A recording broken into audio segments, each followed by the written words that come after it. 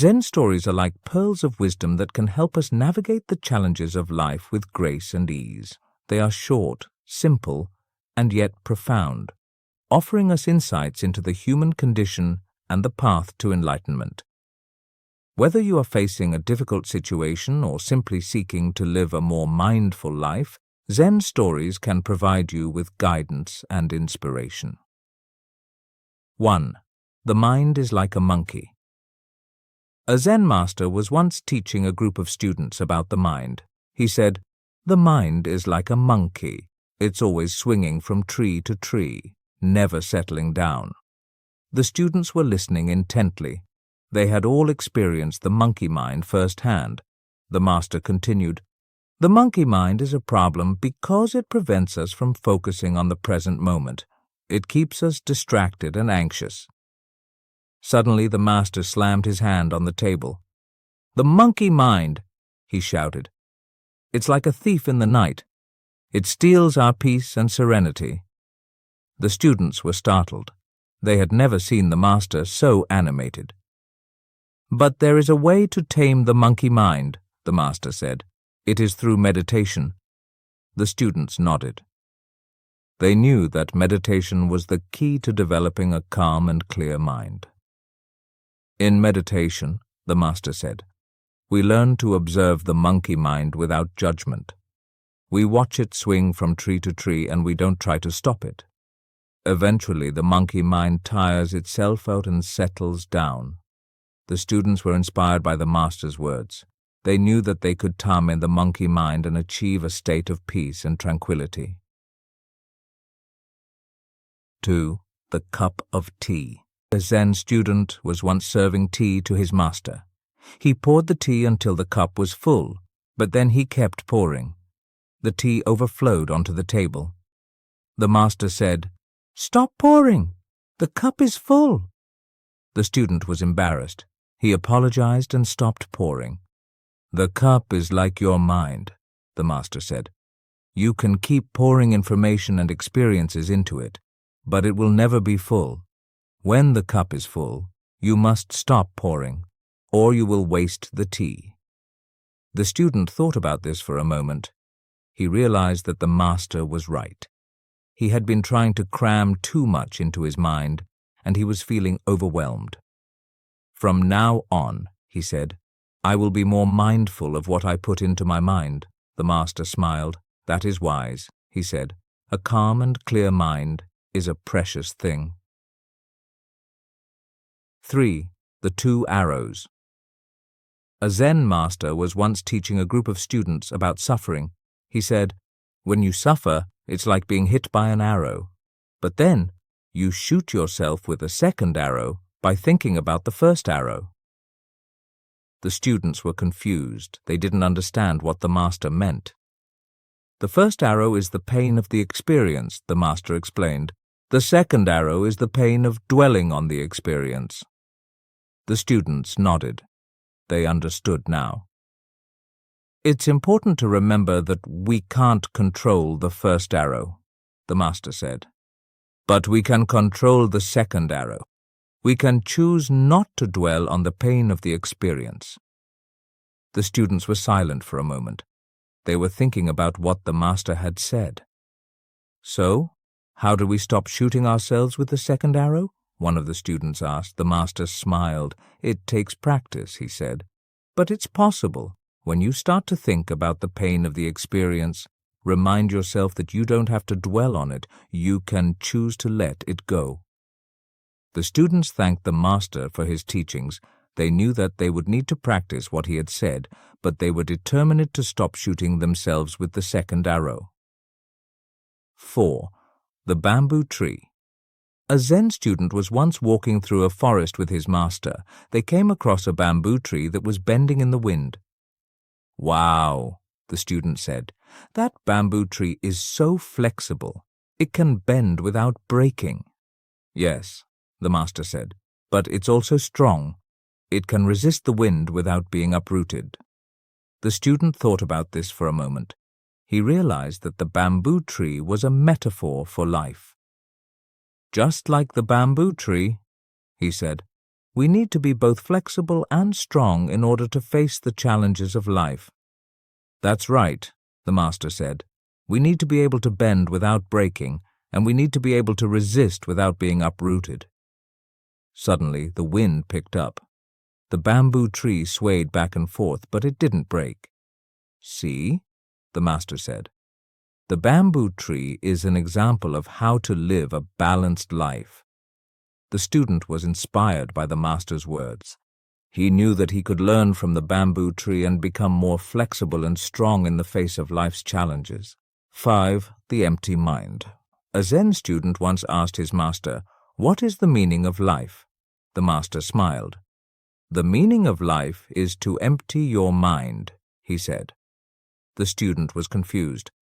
"But how can I empty my mind?" he asked. "Imagine a cup of tea," the master said. "When the cup is full, you can't put anything else in it. But when the cup is empty, you can put anything in it." The student nodded. He understood. "When our minds are full of old thoughts and beliefs," the master said, "we can't learn or grow. We need to empty our minds so that we can be open to new experiences and ideas." The student thought about this for a moment. He realized that he had been carrying around a lot of baggage from his past. He decided that it was time to start emptying his mind. "From now on," he said, "I will be more mindful of my thoughts and beliefs. I will let go of the old and embrace the new." The master smiled. "That is wise," he said. "A mind that is empty is a mind that is ready for anything." 6. The pebble. A Zen student was once walking along the beach with his master. They came across a pebble. "Master," the student said, "this pebble is so smooth and perfect." The master replied, "Yes, but it took many years of waves and sand to make it that way." The student thought about this for a moment. He realized that it takes time and effort to develop a calm, clear, and open mind. "Just like the pebble," he said. "I am willing to put in the time and effort to develop a calm, clear, and open mind." The master smiled. "That is wise," he said. "The journey to enlightenment is not easy, but it is worth it." The student and the master continued walking along the beach. The student picked up another pebble and examined it closely. This pebble was not as smooth and perfect as the first one, but it was still beautiful. "Master," the student said, "what does this pebble represent?" The master replied, "This pebble represents the different stages of our journey to enlightenment. Sometimes we will be smooth and perfect, and other times we will be rough and imperfect. But as long as we keep moving forward, we will eventually reach our destination." The student was inspired by the master's words. He knew that he would face challenges on his journey to enlightenment, but he was determined to keep moving forward. 7. The mind is like a mirror. A Zen master was once teaching a group of students about the mind. He said, "The mind is like a mirror. It reflects everything that it sees." One of the students asked, "But how can we control what our minds reflect?" The master replied, "You can't control what your mind reflects, but you can choose what you put in front of it." The students thought about this for a moment. They realized that the master was right. Our minds are constantly reflecting the world around us, but we can choose what we focus on. If we focus on negative things, the master said, our minds will reflect negative things, but if we focus on positive things, our minds will reflect positive things. The students decided to put the master's teachings into practice. They started to focus on the positive things in their lives. They noticed that their minds became more positive and peaceful. One day the students were walking through the forest when they came across a group of bandits. The bandits were armed with swords and knives. The students were scared, but they remembered the master's teachings. They focused on the positive aspects of the situation. They told themselves that they were safe and that the bandits would not harm them. The bandits approached the students and demanded their money. The students remained calm and collected. They calmly explained that they had no money. The bandits were surprised by the student's calmness. They had never seen anything like it before.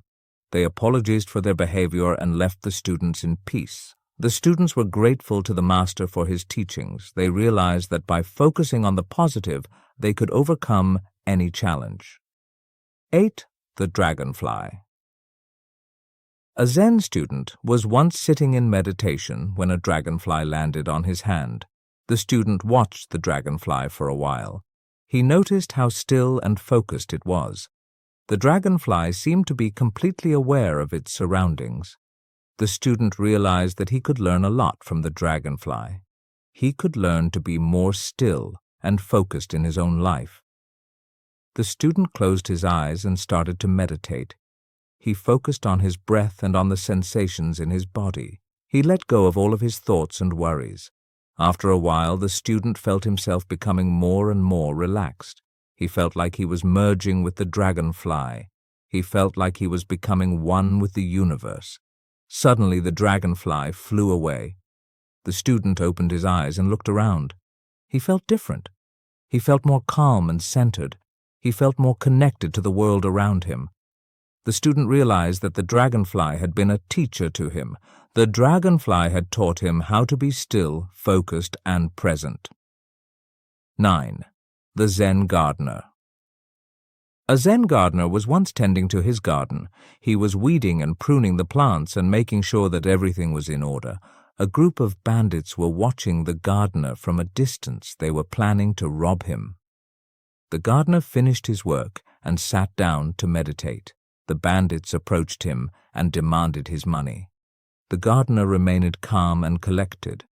He told the bandits that they could take his money, but that they would have to take his garden as well.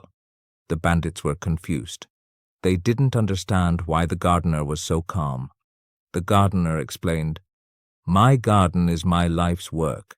It is more valuable to me than any amount of money." The bandits were impressed by the gardener's wisdom. They apologized for their behavior and left him in peace. The gardener continued to meditate. He was grateful that the bandits had not harmed him or his garden. He knew that he was lucky to be alive. 10. The Zen monk and the tourist. A Zen monk was once sitting in meditation when a tourist came up to him. The tourist said, "Excuse me, but I'm looking for a place of peace and tranquility. Can you help me?" The monk replied, "Yes, I can help you. Just be here now." The tourist was confused. He said, "But I don't know where to go." The monk smiled and said, "You don't need to go anywhere. The peace and tranquility are already here." The tourist sat down next to the monk and closed his eyes. He started to focus on his breath. After a while, the tourist started to feel more relaxed. He realized that the monk was right. The peace and tranquility were already here. The tourist opened his eyes and thanked the monk. He said, "I never realized that peace and tranquility were so close at hand." When we apply the lessons of Zen stories to our own lives, we can create a more peaceful and harmonious world for ourselves and others. Before I give you some tips, please like and subscribe to my channel for more inspiring and uplifting content. Here are some specific lessons that we can learn from the Zen stories. Remain calm and focused even in the face of adversity. The real enemy is often within ourselves. The journey of life is often difficult, but it is also rewarding. It is important to find what is truly valuable to us and to protect it. Peace and tranquility are always available to us if we are only willing to be present in the moment. Our minds are constantly reflecting the world around us. We can choose to focus on the positive or the negative. It takes time and effort to develop a calm, clear, and open mind. We need to be both flexible and strong in order to face the challenges of life. We need to empty our minds in order to be open to new experiences and ideas. We cannot control the first arrow of suffering, but we can control the second arrow of dwelling on the suffering. We need to be mindful of what we put into our minds. Our minds are always active, and that's okay. But if we want to have a calm, clear, and open mind, We need to train our minds to focus. 5 monks and distractions. Once upon a time, a lama who was working in a faraway monastery in a village wrote a letter to the chief monk of the monastery. In the letter, he wrote, "Please send one more lama. We need him here." The chief monk called all his disciples and read that letter in front of them. Then he said, "I would like to send 5 of you." One lama asked, "But why 5 when he has asked only for 1?" The chief replied, "You will know later. If I send 5 lamas, then it is not certain that even 1 will reach because the way is long and distractions are hundreds." The disciples laughed as they thought it was stupid to send 5 monks when they have asked for 1. But the chief insisted and selected 5 monks and sent them.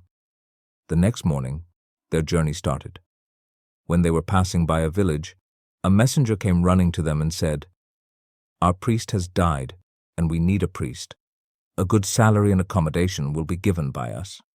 The village looked quite rich and prosperous, so one of them said, "I would like to stay here because that is true a Buddha's work.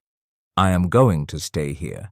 You 4 will be enough as only 1 is needed in the monastery." So one monk dropped there the next day as they were passing by the outskirts of the kingdom. The king, who was passing by them on horseback, looked at them and stopped. One young monk looked healthy and radiant. He said to him, "Wait, I am looking for a young man for my daughter to get married. I have been looking for a groom, and you seem to be exactly right. Are you ready to marry my daughter? I have only 1 daughter, and after marriage my whole kingdom will be yours." The young monk found this opportunity as good to settle and agreed to the king's request.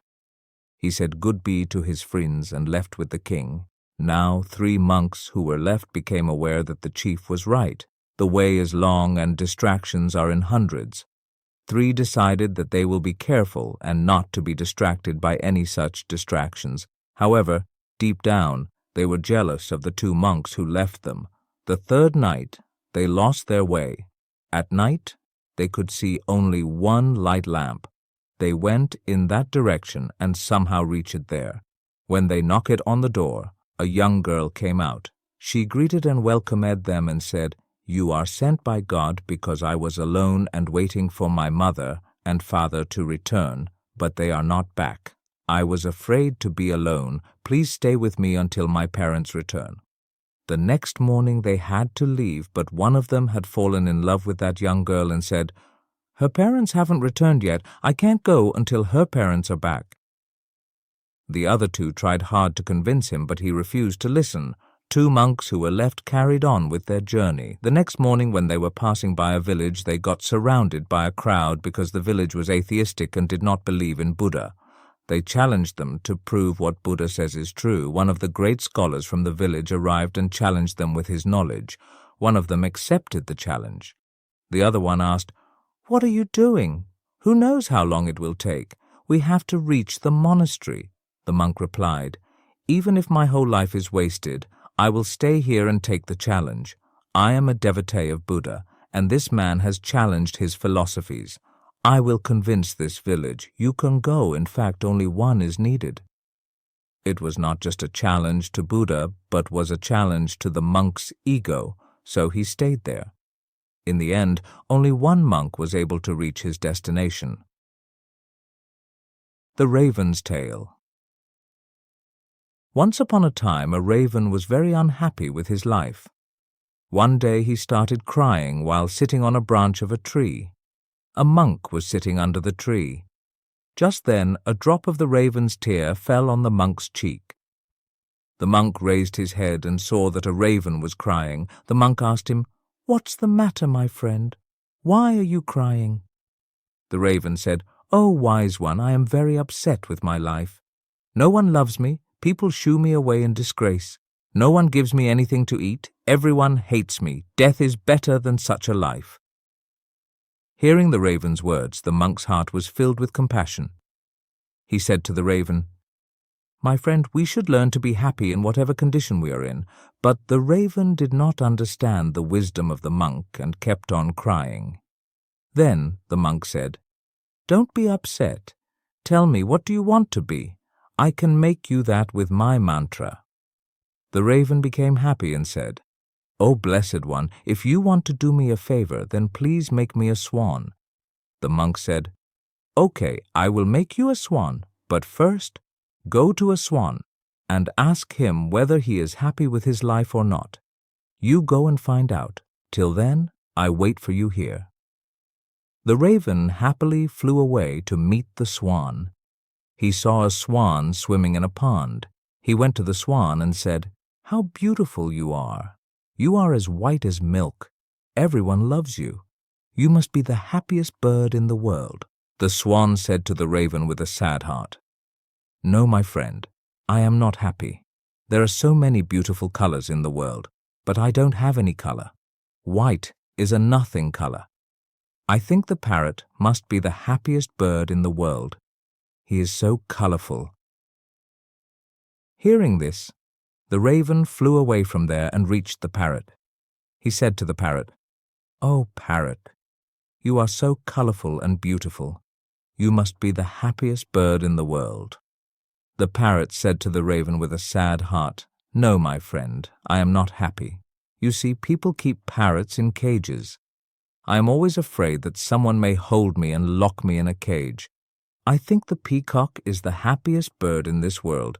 He is also much more colorful than me." Hearing this, the raven flew around looking for a peacock. After searching for a long time, he finally found a peacock which was in a cage in a zoo. He saw that hundreds of people had gathered to see him. After the people left, the raven approached the peacock and said, "Dear peacock, you are so beautiful. Every day thousands of people come to see you and look at me. When people see me, they immediately shoo me away. I think you must be the happiest bird on the planet." The peacock replied sadly. He said, "I always thought that I was the most beautiful and happiest bird on the planet. But because of my beauty, I am entrapped in this zoo. When people pluck my colorful feathers to make decorative things, it hurts me a lot." The peacock took a deep sigh and said, "I am not happy, my friend." The raven was surprised to hear this from the peacock. He asked him, "If you are not happy, then whom do you think is the happiest bird in the world?" The peacock said, "I have examined the zoo very carefully, and I have realized that you, the raven, are the only bird not kept in the cage. People don't try to catch you and entrap you in cages. So for the past few days, I have been thinking that if I were a raven, I could happily roam everywhere, and I would be free." Hearing this, the raven flew away from there, and today, for the first time, he was feeling happy to be a raven. He came back to the sage and said, "Oh, wise one, I don't want to be anything. I am fine, but I am." Whatever happens, happens for the best. Once upon a time there was a king. He had a minister. The king's minister was very wise. He often used to say that whatever happens, happens for good. Once the king was cleaning his sword. The minister was also sitting next to him. Suddenly the sword fell on the king's feet, and one finger of his foot was cut off. Just then the minister said, "Whatever happens, happens for good." The king was very angry on hearing this. He asked the minister, "My toe finger is cut off, and you are saying that it has happened for good. What is good in it?" The king got angry and ordered the minister to be imprisoned in jail. The minister did not feel sorrow for this, and while leaving for jail, he again said, "Whatever happens, happens for good." The king was amazed to hear this. He thought, "How strange a person he is. He is going to jail and saying that whatever happens, happens for good." Anyways, 2 months passed after this incident. One day the king went for hunting with his soldiers, riding on horses. They all went inside the dense forest. The king, while chasing a deer, went more into the deep forest and got separated from his soldiers. However, he could not catch the deer, but he lost his way and got lost in the dense forest. When the king realized this, he started looking for a way out of the forest. Suddenly the king was surrounded by a group of tribals living in that forest. The tribe of those tribals was neither in the king's kingdom, nor did they recognize the king. So they captured the king and took him to their tribe. Those tribals were looking for a human whom they could kill and sacrifice to appease their deity. The king was pleading with them to release him, but those tribals did not understand the language of the king. They started playing drums in happiness, bathed the king, dressed him in new clothes, put a rosary of flowers around his neck, and made him ready to be sacrificed. Just when they were about to kill the king, the head of the tribe saw that one finger of the king's feet was cut off. Seeing this, he ordered all the drums to be stopped and said, "This man cannot be sacrificed because he is incomplete, and if an incomplete human is sacrificed, the deity will become angry instead of being happy." So they decided to leave the king. The king happily returned to his palace. After coming back, he thought, if one finger of my foot had not been cut off, then those tribals would have killed me. It means the minister was right. Whatever happened, happened for good. He ordered the soldiers to get the minister out of the jail. He gave him back his minister's position and asked, "Minister, tell me that my finger was cut on that day, and it happened for my good. I have understood this. But you were jailed for 2 months, and you had to suffer so much.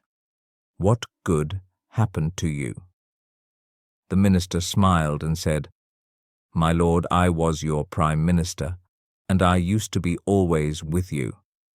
Had I not been in jail, then I would have been with you that day also. They left you after seeing your cut finger, but sir, my body was complete, and if I was with you, they would have definitely sacrificed me. That's why it was good that I was not with you that day and I was in jail. It saved your life and saved my life also. That's why I always say that whatever happens, happens for good." The wise sparrow. Once there was a farmer. Once he planted his crops, and soon after this his sparrow built a nest in between fields. Just after some time, the sparrow laid eggs in the nest. Soon little sparrows came out of those eggs and started to live happily with their mother sparrow. The sparrow used to go daily into the forest to feed her little children. One day, when she came back from the forest, she found that her children were very scared. She asked them, "What happened, my children? Why are you so scared?" They said, "Mother, the farmer came here today and he was talking about harvesting. He was saying tomorrow he will send his sons to cut the crops." Then they said, "Mother, where shall we go after the crops have been cut? We are not even able to fly right now." After listening to her children, the mother sparrow said, "Don't worry, my children. Nobody will come tomorrow to cut the crops, so please don't be afraid." The next day, it exactly happened as the sparrow said. No one came there to cut the crops. Many days passed like this, but no one came there to cut the crops. Everything was going well. The sparrow's children were very happy. One day again, when the sparrow returned from the forest, she was again shocked to see her children's faces. They were so scared again. The sparrow asked them the reason behind their fear. They said, "Oh, mother, the farmer came here today and he was talking about crop harvesting again. Today he was saying tomorrow he will send the laborers to cut the crops." After listening to them, the sparrow again said, "Don't worry, my children. No one will come tomorrow to harvest the crops." The next day, again the same happened as the sparrow said. No one came there to cut the crops. Many days passed like this again. One day, when the sparrow came back from the forest, her children told her, they said, "Mother, today the farmer again came, and he was talking about harvesting crops. But as usual, we know that no one will come here to harvest the crops." The mother sparrow asked them to explain the whole incident. The children said, "Mother, today again the farmer came here, and he was talking that he has wasted a lot of his time depending on others, and he said that tomorrow he will come to cut the crops by himself." After listening to these, the mother sparrow got worried. She said, "Children, we will have to leave this place immediately and make our nest in some other place because tomorrow the farmer will definitely come for harvesting crops." The children said, "But mother, the farmer has been saying this for the last several days, but every time no one comes for harvesting. Why are you sure that this time the farmer will come for harvesting?" The mother sparrow said, "For the first time, the farmer was dependent on his sons to complete the work. The second time, he was dependent on the laborers to get the work done. And when you depend on others to get your work done, your work can never be completed. But this time he has decided to do it himself. Therefore, tomorrow he will definitely come and harvest his crops." The children were able to fly by now. They all flew away from there and made their nest in another place. The next day the farmer came to the fields and started harvesting, but by then the bird and its children had left the field. The rice pounder. Once there was a big monastery in one part of China where about 500 monks lived.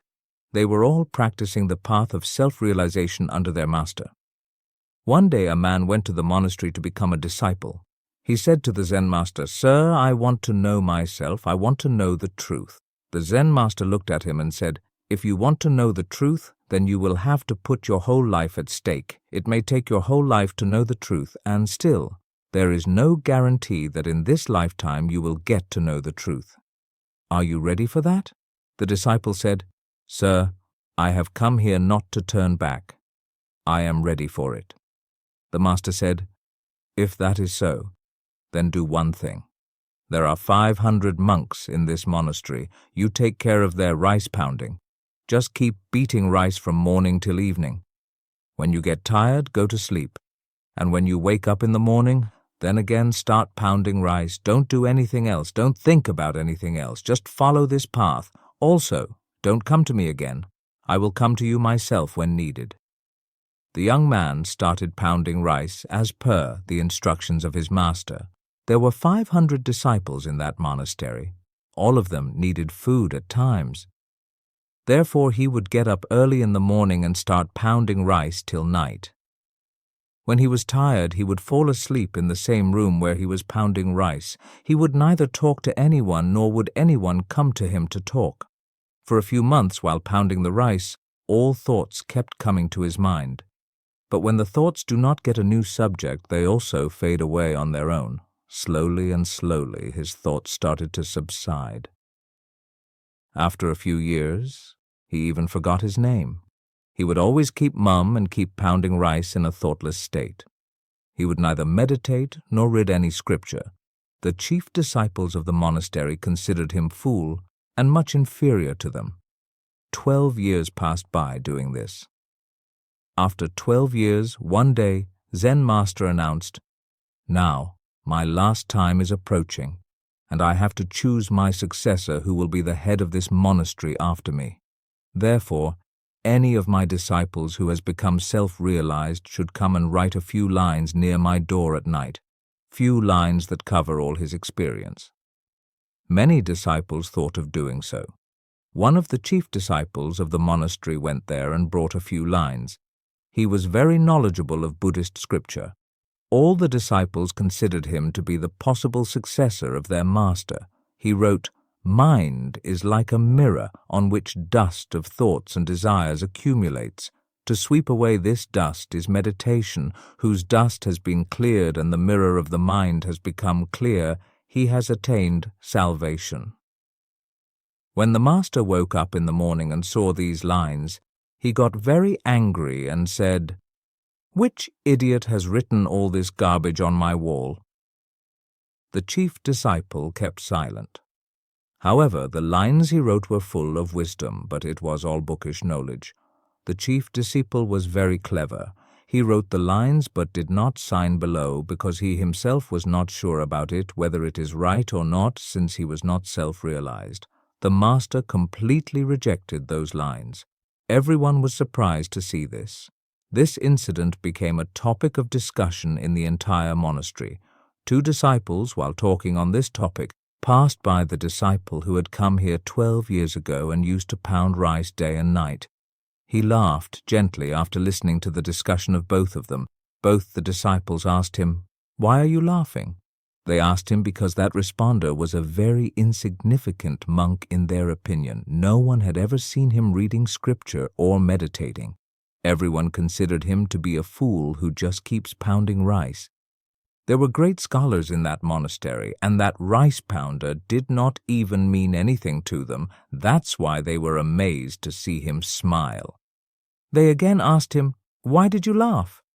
The rice pounder said, "I laughed because the master is saying right. All these lines are garbage. These lines have no value." Those disciples were shocked. They asked him, "Can you write some lines which are better than this?" The rice pounder said, "Well, I can't write because I am illiterate, but yes, I can say a few lines, and if you can write those lines, then I am ready to go with you." They agreed. So they went near the master's room. The rice pounder said a few lines, and the other disciple wrote it on the wall and wrote "rice pounder" below those lines. They were expecting the same reaction from their master again. The lines which he told to write were amazing, and those lines were, "Mind is just an illusion. There is neither mind nor there is any mirror of the mind. And when the mind does not exist, where will the dust settle? He who knows this has known the truth."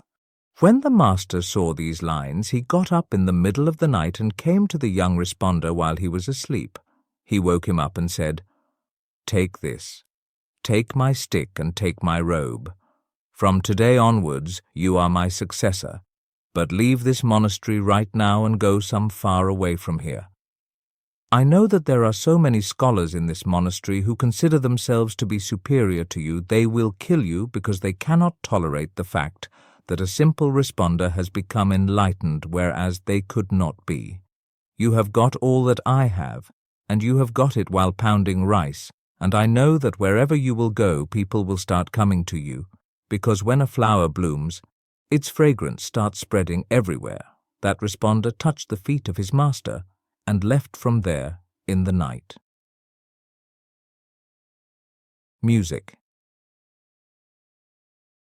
If we see in our lives, we will find that many people think that meditation can only be done by sitting at one place with closed eyes, but in reality it is not like that. Meditation can be practiced even while walking. Meditation can also be done even while doing some work. The real meaning of meditation is that whatever you are doing, you are so engrossed in that you are not even aware of your body. Just like that rice pounder who became so engrossed in pounding rice that he did not have any sense of himself. And one day, while pounding rice, he attained self-realization. Similarly, Zen means to be in the present moment all the time and not to think of anything, because the mind exists as long as there are thoughts. When there will be no thought, then the mind will also vanish. And when the mind is no more, then only your pure self will remain. In fact, we do not need to do any other spiritual practice to know our true nature. We just need to be completely lost in whatever we are doing. Be so engrossed in your work that your work becomes meditation. The wise monk and the struggling student.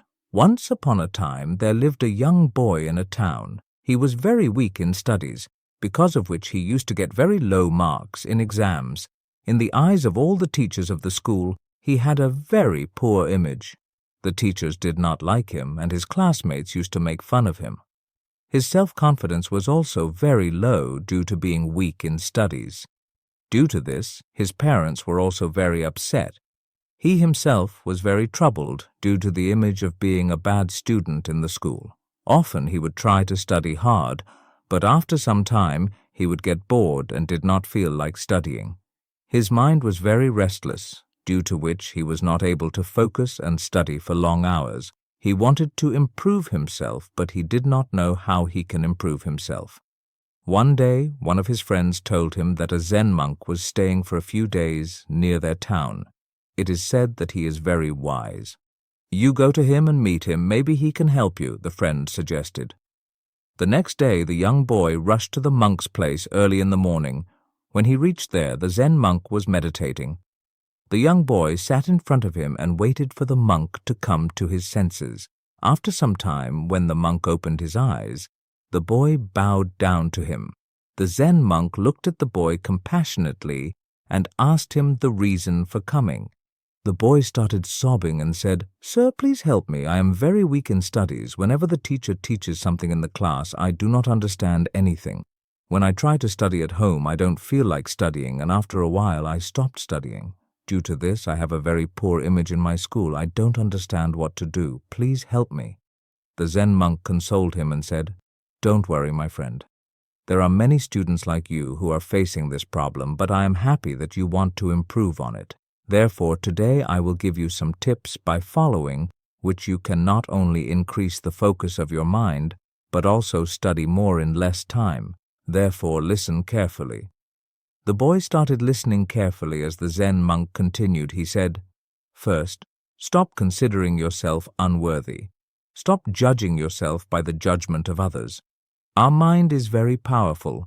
We become what we think. If you will think yourself unworthy, then you will become unworthy. And if you will consider yourself worthy, then you will become worthy. Therefore, always believe that you are not less than anyone and are completely capable. Second, increase your focus with meditation. If you want to study more in less time and want to memorize what you read once, then you have to increase your focus. To increase focus, you should start doing meditation by focusing your full attention on your breath. During meditation, your concentration will increase. Apart from this, you can also practice backward countdown while meditating to increase your focus. For that, when you breathe in, watch your breath or recite any mantra in your mind, and when you breathe out, count 50 in your mind. Then again, when you breathe in, watch your breath or recite any mantra in your mind, and when you breathe out, count 49. Like this, count backward from 50 to 1. This will increase the focus of your mind. When your focus will increase, then you will be able to study more in less time. Third, discipline yourself. If you want to do well in study, then you must discipline yourself. Make a schedule of your whole day which includes eating at a fixed time, sleeping at a fixed time, waking up at a fixed time, and studying at a fixed time. Every day, you will have to fix your studying hours, and then you have to study every day during the same time. When we do any work every day at a certain time, then our body gets ready for that work at that time. For example, suppose if you sleep at 9 o'clock every night, then whenever it will be 9 o'clock at night, you will start feeling sleepy. Similarly, if you will study at a certain time every day, then your mind will become ready to grab knowledge at that time. Therefore, make a schedule of your daily routine and do all your works according to that schedule. By doing this, your life will become disciplined, and only a disciplined life can move on the path of progress. Fourth, always be present and alert in your classroom. Learning always begins in the classroom. If you will not be present and alert in your classroom, then you will not be able to understand what your teacher has taught. And if you will be alert in your classroom and understand what your teacher has taught, then after going back home you will have to only revise it, and thus you will not have to study for long hours at your home and can spend that time in some other activities. Therefore, never skip your class and always try to be present and alert in your class. And if you do not understand anything, then never hesitate to ask your teacher. Fifth, take care of your physical health and mental health. It is very important for a student to have good physical and mental health. Balanced diet and exercise can give you good physical and mental health. You must know the right amount of food you need to eat according to your body. Never take heavy meals before you sit to study. Rather, take light and easily digestible food before you sit for study. Include soaked almonds, dry fruits, and pumpkin seeds in your daily diet. This will give strength to your brain and increase your memory. Some herbs like Brahmi, Shankpushpi, and Ashwagandha can increase your brain power and improve your mental health. It will not only reduce your stress level, but also enhance the quality of your sleep. And if you will get deep sleep every night, then you will be more alert during the day and be able to concentrate on your study. Apart from that, you must exercise every day for at least 30 minutes. It will keep you physically fit and active.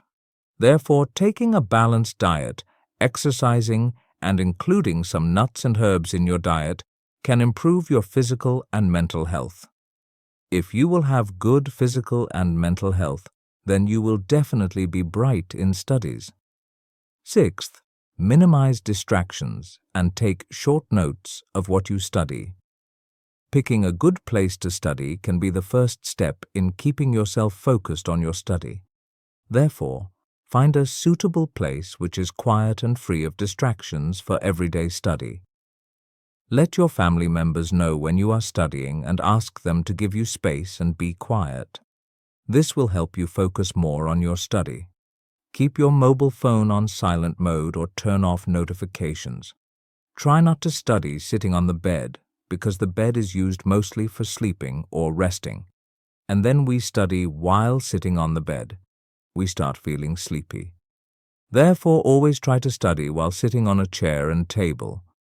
If you get tired while sitting for a long time, then take a short break for a few minutes. During that break, you can listen to any song, walk for some time, do meditation, take a light snack, or do any other work that refreshes you. After taking a break, when you sit down to study again, you will find that you are able to grasp easily what you read.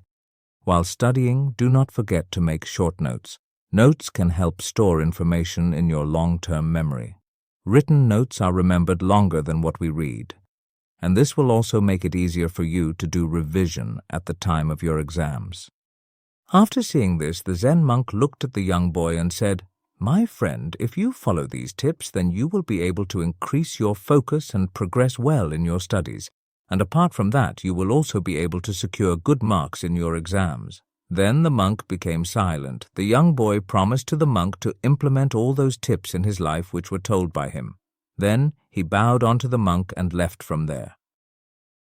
The lion cub raised by sheep. One day a lioness died while giving birth to a cub. At that time a herd of sheep was passing by and the lion cub accidentally joined them. The sheep also accepted him as one of their own, and so the cub was brought up by the sheep. While living with the sheep, the lion cub believed himself to be a sheep. Since he was growing up among sheep, it was natural for him to live like them. He believed that he was a sheep and became vegetarian, joyfully eating grass. He had no conception of what a lion was, not even in his dreams. Surrounded by sheep and only sheep, he had never roared like a lion, nor had he ever been alone like one. With the passage of time, the cub started growing up, becoming a beautiful young lion. The sheep became accustomed to him, just as he became accustomed to the sheep. But one day, a lion attacked the herd. When he saw this young lion among the crowd of sheep, he could not believe his eyes. He had never seen such a thing. He was astonished to see a young lion grazing among the sheep, and neither were the sheep afraid of the lion, nor were they aware that a lion was among them. He forgot his intention to catch a sheep and decided to capture the young lion to find out what was happening. The lion attacked the flock to capture the young lion. Seeing him, all the sheep started running to save their lives, and the young lion also ran away to save his life. Although it was difficult to get hold of the young lion, somehow the lion caught him. The lion said to him, "You idiot, why are you escaping from me?"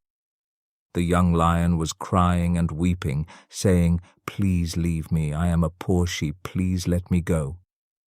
He was shivering with fear and bleeding like a sheep. It did not take long for the lion to understand the whole matter. The lion pulled him towards the lake, and the young lion was resisting and reluctant to go. He tried not to go there, scared of death, crying and weeping. But the lion would not allow him. He pulled him and took him to the lake. The lake was silent like a mirror. The lion forced the young lion to look into the water. The lion said to the young lion, "Just look. Look at my face and look at your face. Look at my body and look at your body in the water."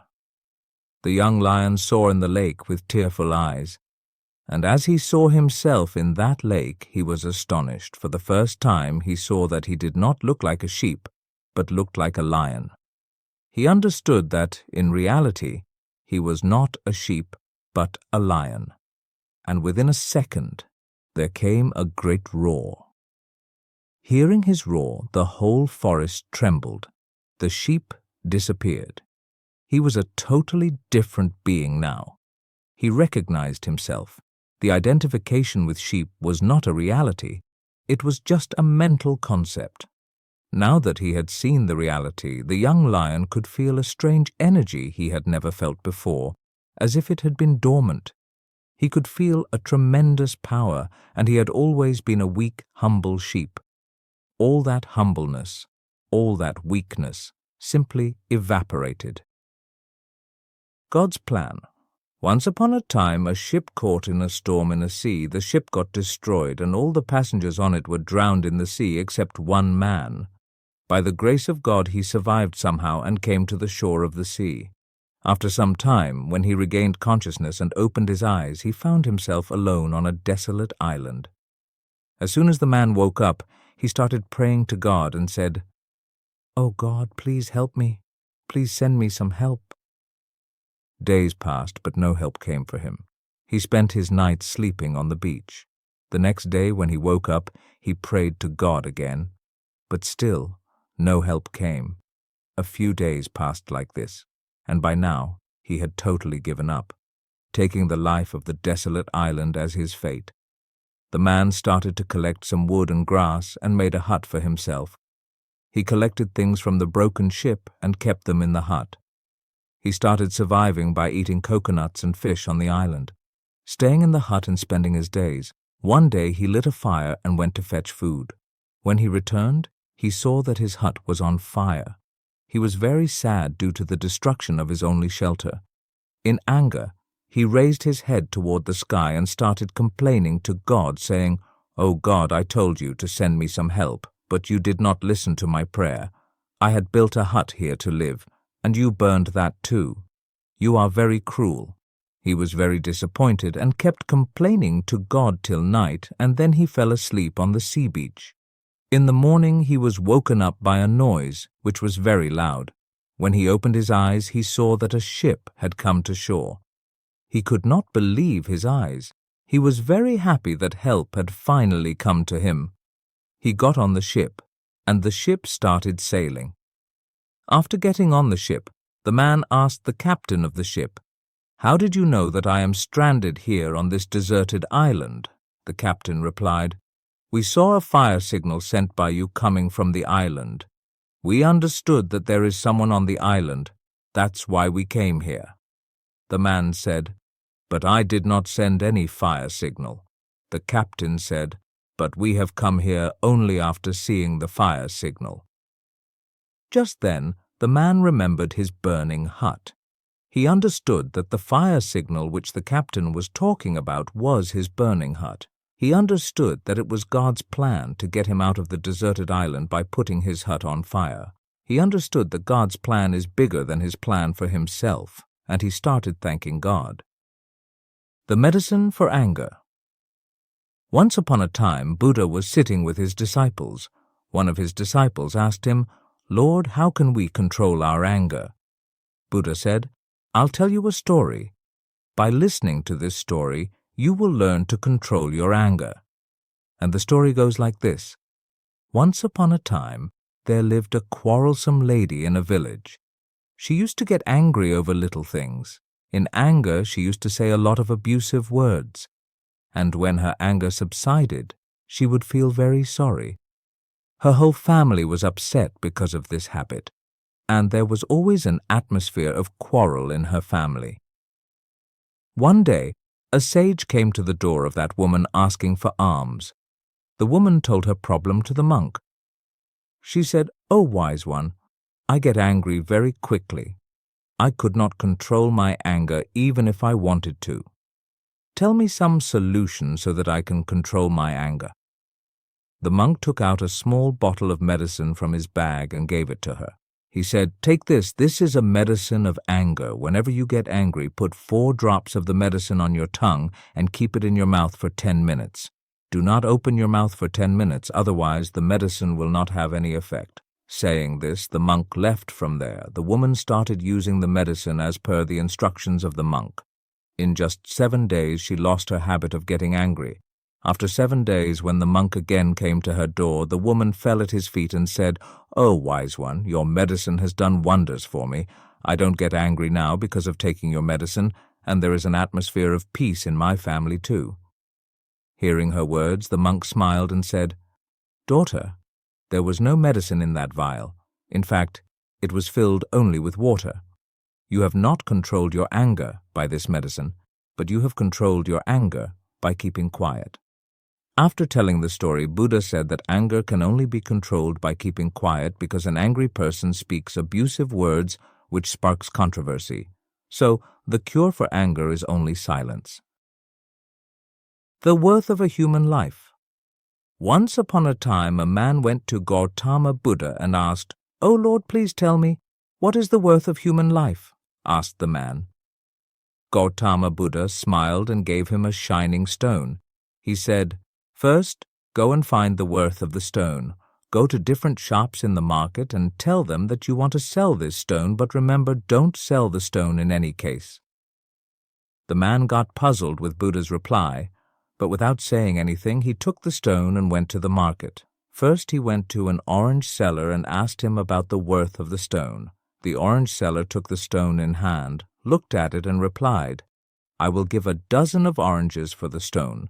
The man took the stone back and went to a vegetable vendor and asked him the same question. The vendor also took the stone in hand, looked at it, and said, "Take a sack of potatoes and leave this shining stone."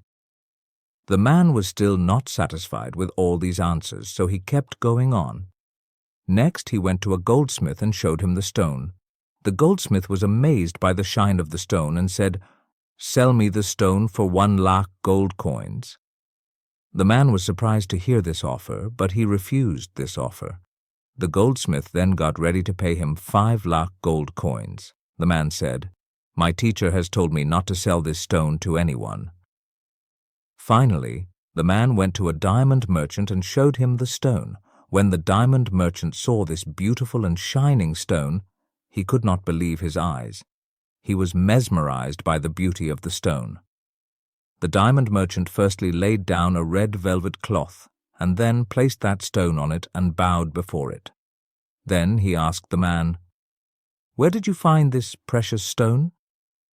Then he said, "Even after selling the whole world, we cannot estimate the worth of this ruby stone. This is priceless and invaluable." The man got puzzled with the variety of experiences he just had with different people and went straight back to Lord Buddha. Then he narrated his story to Buddha and asked him, "Lord, please tell me now, what is the worth of human life?" Buddha smiled and replied, "You see, my friend, the orange seller quoted 12 oranges for the stone. The vegetable vendor said 1 sack of potatoes. The goldsmith valued the stone at 5,00,000 gold coins, and finally, the diamond merchant said that this stone is invaluable. The same is true for human life. In fact, you are a gem, but people around you will value you according to their status, knowledge, and capacity. But do not worry, as this world will also identify and find your true value one day." The hermit's silence. A young monk sought the wisdom of a renowned hermit venturing deep into the mountains. Upon finding the hermit, the monk eagerly shared his troubles and sought advice. The hermit, surrounded by the serenity of untouched nature, responded not with words, but with silence. Days passed in shared quietude. In this silence, the monk found his mind settling, his heart opening to the vastness around and within him. He realized that within silence and solitude, one finds the answers that the noise of the world often drowns out. The moonlit path. An old Zen master walked a forest path alone each night, basking in the moon's glow. A disciple, curious about these solitary walks, asked to join. The master agreed. Yet as they walked together, the master's steps seemed hesitant. His joy diminished. The following night, the master resumed his walk alone, and once again his step was light, his spirit free. He later explained, "Alone, I am with the moon, the trees, and the breeze. With you, I am just with you." The unseen bloom. In a quiet garden, a Zen master showed a blooming flower to his students and asked, "Without speaking, how do you express the essence of this bloom?" One by one, the students offered elaborate gestures and poetic words. Only one student remained silent, gazing intently at the flower. The master smiled, affirming, "In solitude, the beauty of the universe reveals itself, not through words, but through presence." The mirror of the lake. A master and his pupil stood by a serene lake. The master asked, "What do you see?" The pupil described the sky, the trees, and the mountains reflected in the water. The master then stirred the water with his staff, muddying the reflection, and asked again. The pupil could now only see the turmoil. The master advised, "Like this lake, solitude allows our mind to settle, reflecting the world with clarity. In the chaos of company, our true reflection becomes disturbed." The Song of Solitude. A solitary monk lived in a small temple in the forest, spending his days in meditation and listening to the sounds of nature. A traveler, upon visiting the monk, asked, "Do you not grow lonely in such silence?" The monk replied, "Listen." As they sat together, the chorus of the forest filled the air, the rustling leaves, the flowing stream, the bird's call. "This," the monk said, "is the song of solitude.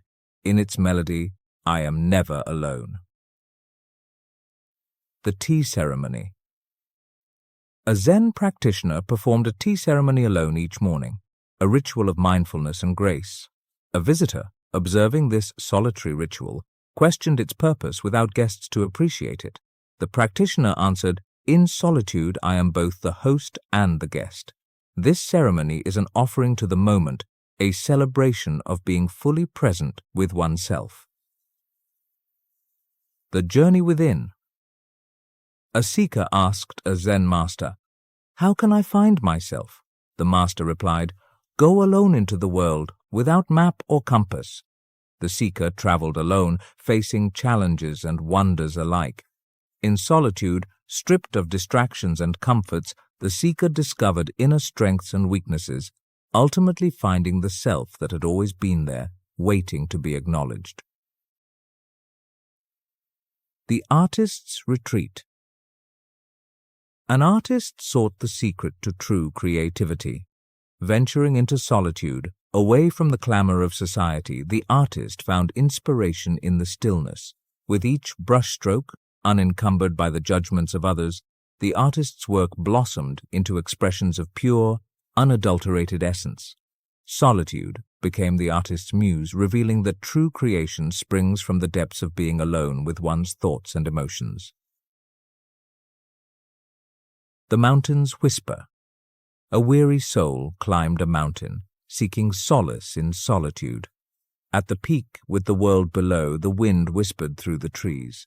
In this moment of isolation, the climber felt an overwhelming connection to all of existence, a unity that transcended loneliness.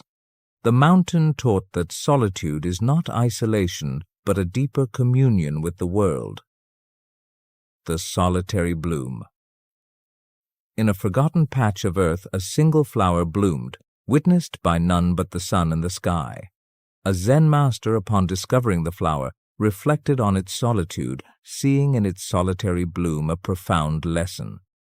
The flower did not bloom for admiration or praise, but simply expressed its true nature, fully and freely. The master shared this lesson, teaching that in being alone, one has the opportunity to live authentically without the need for external validation. The two arrows. The master archer stood before his student, holding two arrows in his hands. He placed one arrow beside the other, their tips pointing towards the horizon. "Which arrow is more important?" he asked his student. "The one that hits the target, or the one that misses?" The student, a young man eager to learn the master's wisdom, answered without hesitation, "The arrow that hits the target, of course." The master smiled gently and shook his head. "Both arrows are equally important," he explained. "The arrow that misses the target teaches me how not to aim, how to adjust my technique, how to focus my energy. It is a reminder that every attempt, whether successful or not, brings me closer to perfection." The student pondered the master's words, absorbing their profound meaning. He realized that mistakes, rather than being failures, were opportunities for growth and learning. Each misstep provided valuable insights, guiding him towards greater proficiency and understanding. The River of Worry. A Zen monk, known for his serene demeanor and wisdom, was walking along the tranquil bank of a river when he encountered a man frantically throwing rocks into the surging water. The monk approached the man, curiosity piqued by his unusual behavior. "Why are you throwing rocks into the river?" he inquired gently. The man, his face etched with worry, responded, "I'm throwing my worries away. I'm hoping they'll disappear, carried downstream by the current." The monk smiled compassionately, his eyes reflecting a deep understanding of the human condition. "Your worries will not disappear simply by throwing them into the river," he explained. "They are still within you, lingering in your thoughts and emotions. True freedom from worry comes from acknowledging their presence, accepting them, and letting them go." The monk's words resonated with the man, prompting a shift in his perspective. He realized that worrying about his troubles served only to amplify their power over him. Instead, he could choose to face his worries head-on, seeking solutions or accepting their temporary nature. The Broken Vase. A devoted student approached his Zen master, seeking guidance on how to avoid making mistakes in life.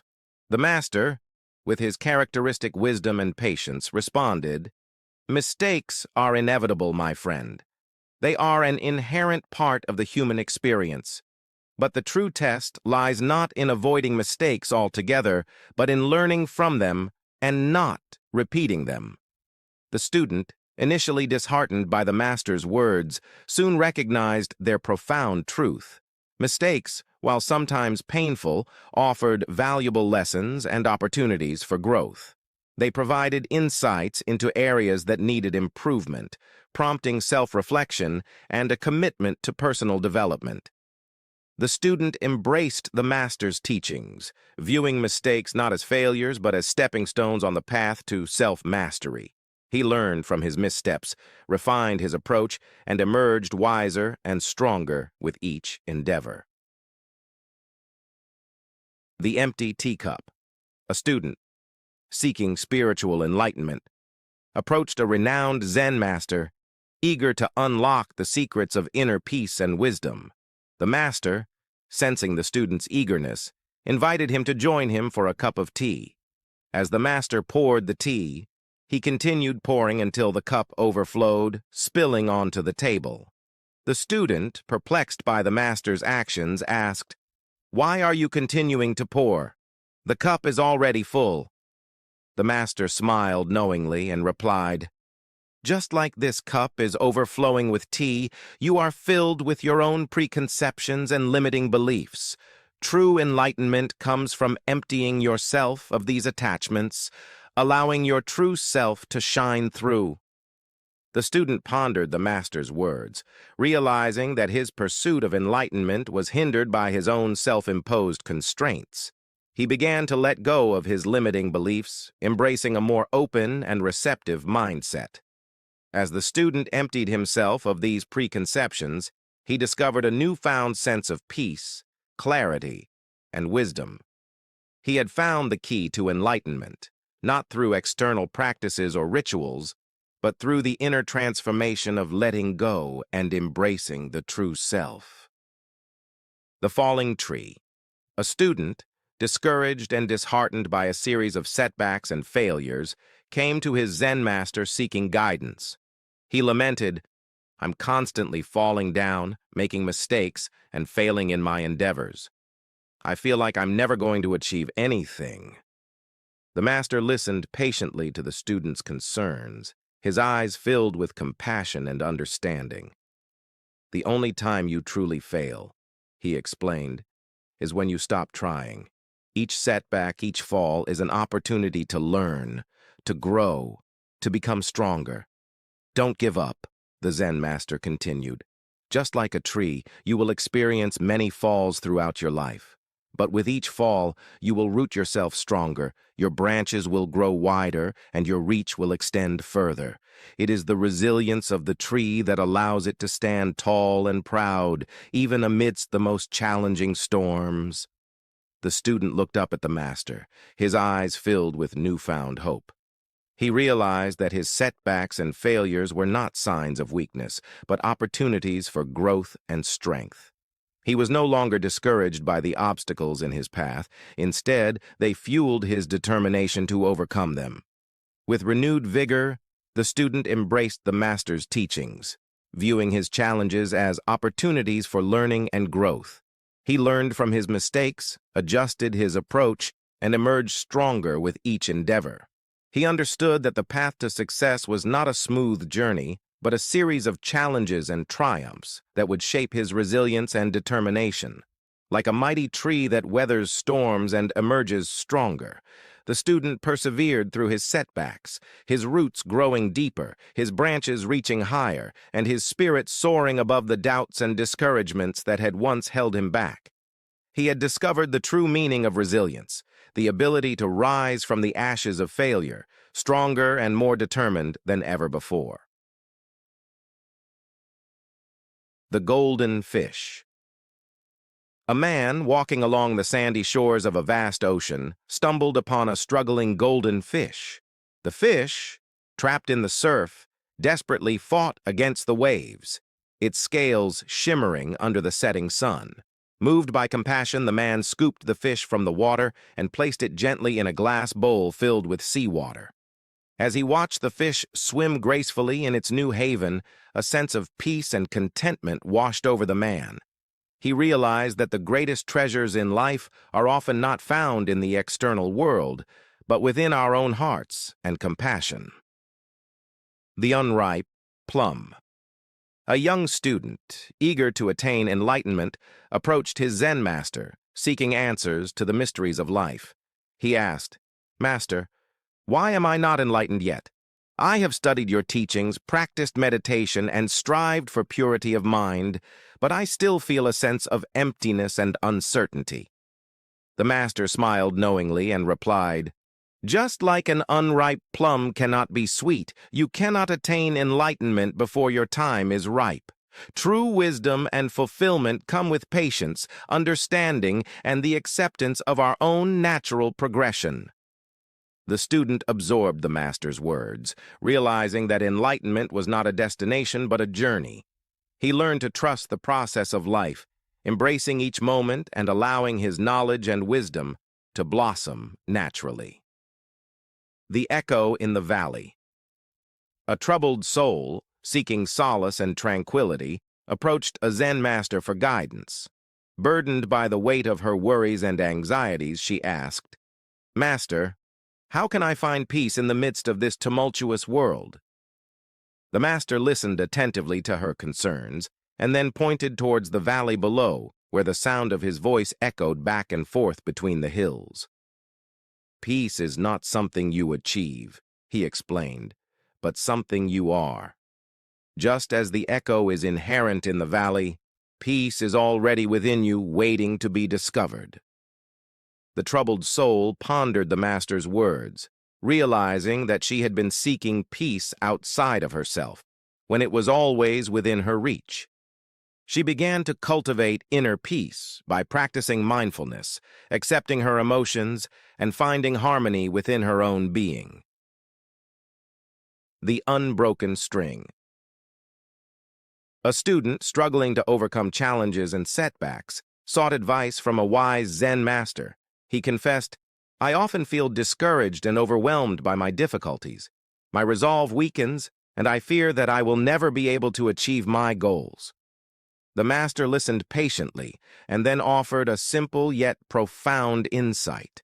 "A string that is constantly tightened will eventually break," he explained. "A wise person knows when to loosen the string, allowing it to regain its strength and flexibility. Similarly, don't be afraid to step back, take a break, and recharge when you feel overwhelmed." The student absorbed the master's words, realizing that perseverance was not about pushing oneself beyond limits, but about pacing oneself and maintaining a balanced approach to challenges. He learned to practice self-compassion, acknowledging his struggles while also recognizing his own inner strength and resilience. The Smiling Buddha. A curious student approached a renowned Zen master, seeking the secret to achieving happiness and fulfillment. He asked, "Master, how can I cultivate a more peaceful and contented state of mind?" The master smiled gently and pointed towards a statue of Buddha, its serene expression radiating wisdom and compassion. "Buddha is already within you," he explained, reflecting the true nature of our being. "To achieve inner peace, you need only realize your own Buddha nature." The student pondered the master's words, recognizing that happiness and fulfillment were not external goals to be achieved, but inherent qualities to be discovered within oneself. He embarked on a journey of self-discovery, embracing mindfulness, compassion, and the acceptance of his true self. The River and the Rock.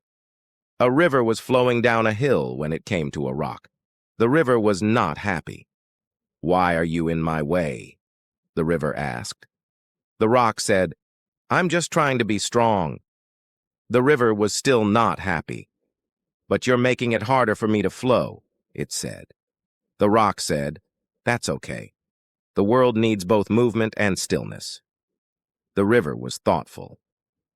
"I understand," it said. The river and the rock became friends. They learned to flow together. The Bird and the Cage. A bird was flying in the sky when it saw a cage. The bird was curious. "What's that?" the bird asked. The cage said, "I'm a place for birds to live." The bird was amazed. "But why would a bird want to live in a cage?" it asked. The cage said, "It's safe and secure." The bird was thoughtful. "But it's also boring," it said. The cage said, "That's true, but it's also safe." The bird was still not sure. "I think I'll keep flying," it said. The bird and the cage became friends. They learned to respect each other's choices. The Emperor and the Tea Master. An emperor was visiting a Zen monastery. He was very impressed with the monastery and the monks. He asked the abbot of the monastery to tell him the secret of Zen. The abbot said, "There is no secret, just be yourself." The emperor was not satisfied with this answer. He wanted something more profound. The abbot said, "There is nothing more profound than being yourself." The emperor was still not satisfied. He wanted something that he could take back with him to his palace. The abbot said, "There is nothing you can take back with you to your palace. You have to leave it all here."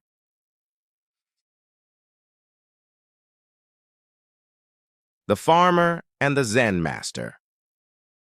A farmer was working in his field when he saw a Zen master sitting under a tree. The farmer approached the Zen master and asked, "What is the meaning of life?" The Zen master smiled and said, "The meaning of life is to live it." The farmer was puzzled. "But how do I live it?" he asked. The Zen master said, "You live it by being present." The farmer was still confused. "What does that mean?" he asked. The Zen master said, "It means to be fully aware of the present moment, to be aware of your thoughts, your feelings, and your surroundings, to be aware of the breath you are taking and the ground you are standing on." The farmer nodded and thanked the Zen master. He went back to work, but he was no longer the same. He was now aware of the present moment, and he was filled with peace and happiness. The Fisherman and the Wave. A fisherman was sitting on a beach when he saw a wave coming towards him. He was afraid that the wave would knock him over, so he ran away. But the wave kept coming after him. The fisherman ran and ran, but the wave was always there, chasing him. Finally, the fisherman was exhausted. He stopped running and turned to face the wave. As the wave approached, the fisherman closed his eyes and waited for impact. But the wave never hit him. Instead, it flowed around him and disappeared into the ocean. The fisherman opened his eyes and realized that the wave was not something to be afraid of. It was simply a part of nature, like the wind and the rain. The leaf and the tree. A leaf was clinging to a branch of a tree. It was afraid to let go because it didn't know what would happen to it if it fell. But the wind blew, and the leaf was torn from the branch. It fell to the ground, and it was scared. But then, the leaf began to change. It grew roots, and it sprouted new leaves. It became a new tree. The leaf realized that it had not died. It had simply transformed. The two monks. Two monks were walking through a forest when they came to a river. One monk took off his shoes and waded across the river. The other monk kept his shoes on and walked across the river on top of the water. The first monk was amazed. "How did you do that?" he asked. The second monk said, "I don't know, I just did it." The first monk was still amazed. "But how did you do it?" he asked again. The second monk said, "I don't know, I just did it." The first monk was frustrated. "You must tell me how you did it," he demanded. The second monk said, "I can't tell you how I did it. You have to do it for yourself." The first monk was disappointed, but he knew that the second monk was right. He had to find his own way. The caterpillar and the butterfly. A caterpillar was crawling along the ground when it saw a butterfly flying overhead. The caterpillar was amazed. "How did you do that?" the caterpillar asked. The butterfly said, "I didn't do it. It happened to me." The caterpillar was confused. "What do you mean?" it asked. "When I was a caterpillar," the butterfly continued, "I spun a cocoon around myself. Inside the cocoon, I changed into a butterfly." The caterpillar was still confused. "But how did you know how to do that?" it asked. The butterfly said, "I didn't know. I just did it." The caterpillar was amazed. "But that's incredible," it said. The butterfly said, "It's not incredible. It's just nature." The caterpillar thought about this for a moment. "So I can do the same thing?" it asked. The butterfly said, "Yes, you can, but it has to happen to you. You can't make it happen." The caterpillar was disappointed. "But I want to do it now," it said. The butterfly said, "You can't do it now, you have to wait. When the time is right, it will happen to you." The caterpillar was patient. It waited and waited. One day, the caterpillar felt a strange feeling inside of it. It started to spin a cocoon around itself. Inside the cocoon, the caterpillar changed into a butterfly. When the cocoon was finished, the butterfly emerged. It was beautiful, and it could fly. The butterfly was happy. It had finally become a butterfly.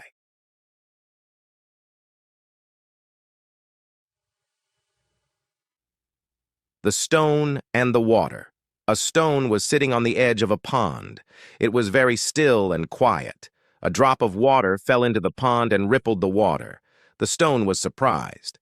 "What was that?" the stone asked. The drop of water said, "It was me. I fell into the pond." The stone was curious. "Why did you do that?" it asked. The drop of water said, "I didn't want to be alone anymore. I wanted to be a part of something bigger." The stone was thoughtful. "I understand," it said. The stone and the drop of water became friends. They spent their days talking and playing in the pond. The sun and the cloud. The sun was shining in the sky when it saw a cloud passing by. The sun was not happy. "Why are you blocking my light?" the sun asked. The cloud said, "I'm not trying to block your light, I'm just being myself."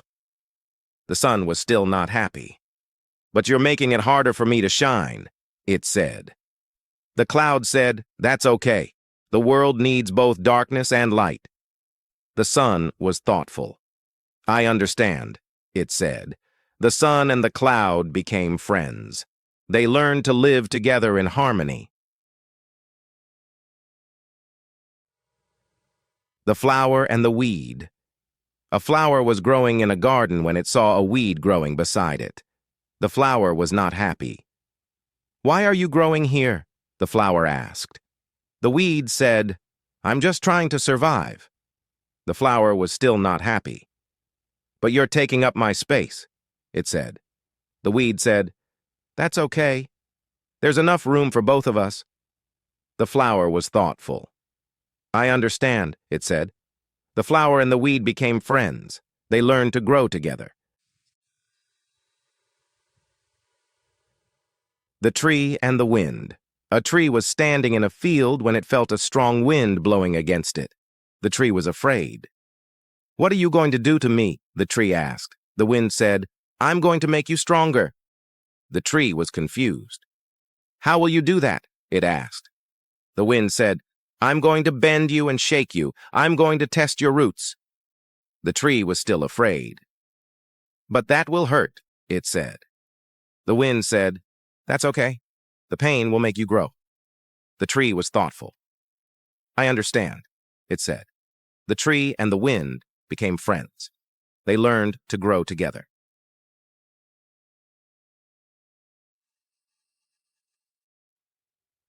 The sound of one hand clapping. "What is the sound of one hand clapping?" the master asked his student. The student thought for a long time, but he could not come up with an answer. The master smiled and said, "The sound of one hand clapping is the sound of enlightenment." The tiger and the ox. A tiger and an ox were walking through the forest when they came to a river. The tiger wanted to cross the river, but he was afraid of the water. The ox said, "I will carry you across on my back." The tiger climbed onto the ox's back, and the ox began to swim. The tiger was very scared, and he kept clinging to the ox's fur. The ox said, "If you don't relax, you will fall into the river." The tiger relaxed, and the ox safely carried him across the river. The tiger was very grateful, and he said, "Thank you for saving my life." The ox said, "You are welcome. But remember, I only saved you because you were willing to let go of your fear."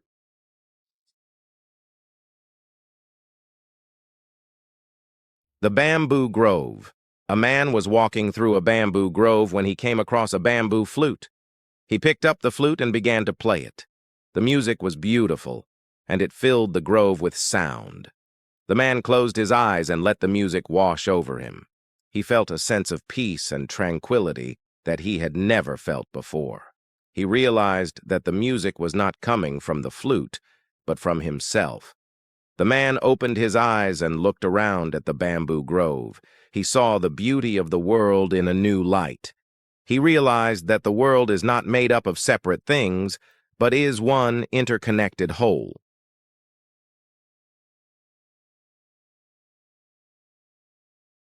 The tea leaf. A Zen master was sitting in his garden drinking tea. A leaf fell from a tree and landed in his cup. The master picked up the leaf and examined it closely. He saw the intricate veins of the leaf and the delicate hairs on its surface. He realized that the leaf was a perfect expression of the universe. It was a work of art, a miracle of nature. The master put the leaf back in his cup and continued to drink his tea. He savored the flavor of the tea and the beauty of the leaf. He realized that the present moment is all that there is. The past is gone, and the future is not yet here. The master was grateful for the gift of the present moment. He knew that he could never experience the beauty of the leaf again.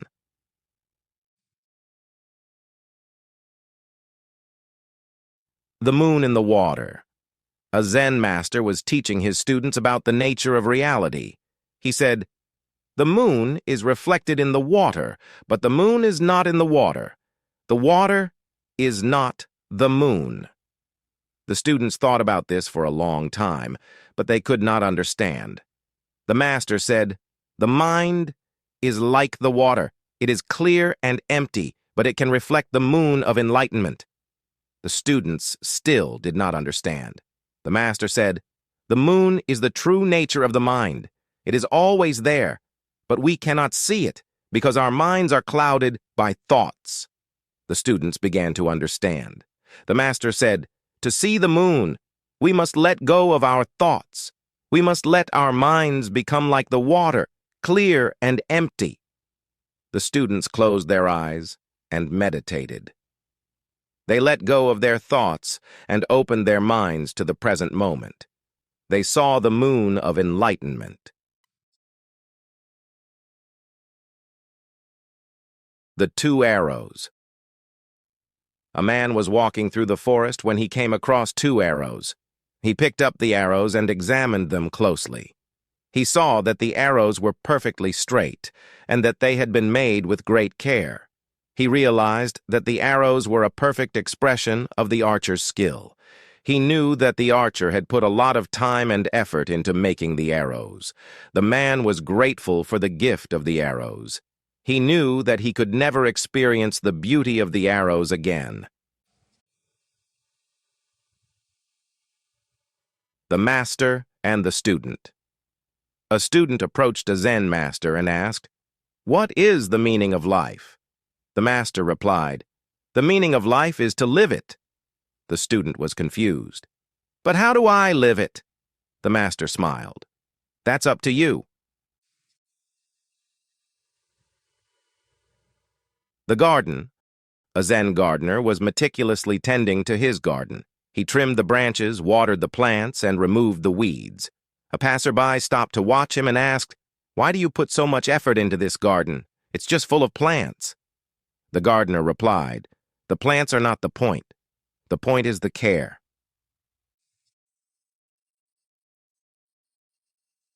The mountain.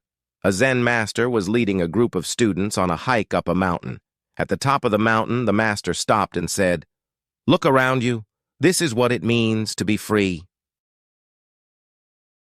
God, can I ask you a question?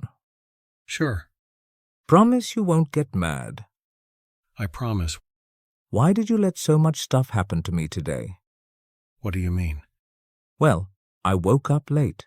Yes, My car took forever to start. okay. At lunch, they made my sandwich wrong, and I had to wait. On the way home, my phone went dead, just as I picked up a call. All right. And on top of it all off, when I got home, I just want to soak my feet in my new foot massager and relax. But it wouldn't work. Nothing went right today. Why did you do that? Let me see. The death angel was at your bed this morning, and I had to send one of my angels to battle him for your life. I let you sleep through that. Oh, I didn't let your car start because there was a drunk driver on your route that would have hit you if you were on the road. The first person who made your sandwich today was sick, and I didn't want you to catch what they have. I knew you couldn't afford to miss work. okay. Your phone went dead because the person that was calling was going to give false witness about what you said on that call. I didn't even let you talk to them so you would be covered. I see God. Oh, and that foot massager, it had a shortage that was going to throw out all of the power in your house tonight. I didn't think you wanted to be in the dark. I am sorry, God. Don't be sorry. Just learn to trust me. In all things, the good and the bad. I will trust you. And don't doubt that my plan for your day is always better than your plan. I won't, God. And let me just tell you, God, thank you for everything today. You're welcome, child. It was just another day being your God, and I love looking after my children.